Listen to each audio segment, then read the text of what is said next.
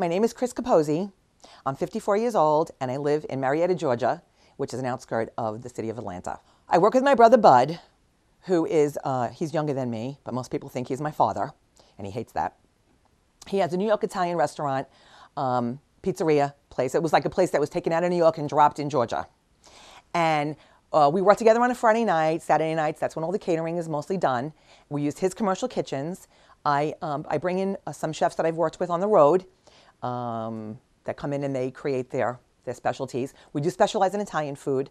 However, we do everything. We do prime rib, steam ship of beef, pretty much anything the client is wanting, we can do. I love everything about this business. I love the people. I love taking a room and creating, starting out with nothing and creating something so beautiful and so,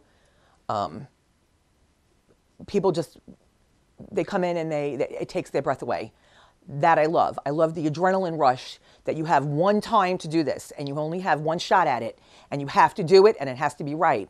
And my philosophy is that I make it happen regardless, no matter what challenges we encounter along the way, because all the catering that we do is off premise. No matter what we do, we make it happen, and we make it happen so the client is happy and I'm happy. And I wouldn't have it any other way because it's got to be perfect. There's really not a lot of things about the business I don't like. Definitely the brides from hell, the mother of the bride from hell, the people that want a $50,000 wedding for $10 a person, or they keep wanting me to add things to the menu and the contract for free, or the people that, when we get surprised, normally I go to a venue before we get there and I will do a site visit to look at the event area and usually meet with the client. But there's times when I've been surprised, or there's times when my staff forgot the salads or they forget some of the food and we have to improvise at the last minute. But other than that, I really love the business. Otherwise, I couldn't do it. People think I'm crazy. I started catering in 1999. I went to Florida and I started working for NASCAR. And they put me as a bartender in one of the suites.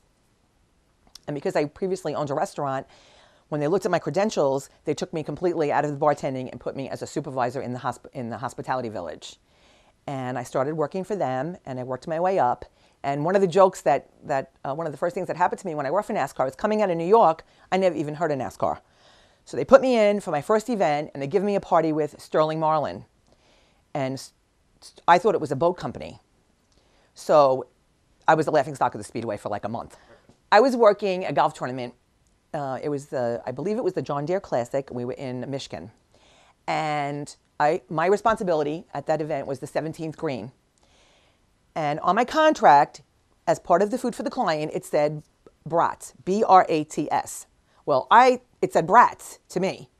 So we're in the middle of lunch, everything's going, and I'm running out of brats, and I get on my radio and I call up the kitchen and I'm like, I need brats. And they're like, what? I said, I need brats. So my girlfriend, her name is Ingrid, she was working at another green, and she gets on the radio and she goes, let me interpret. She goes, she needs brats. And everybody just cracked up the whole time. That was pretty funny. And that's the language barrier that I run into all the time, especially in New York or being in Atlanta. It has its moments and it can be quite challenging. When I read the information for the casting call, I looked at it and said, this is me. Oh my God, this is me to a T.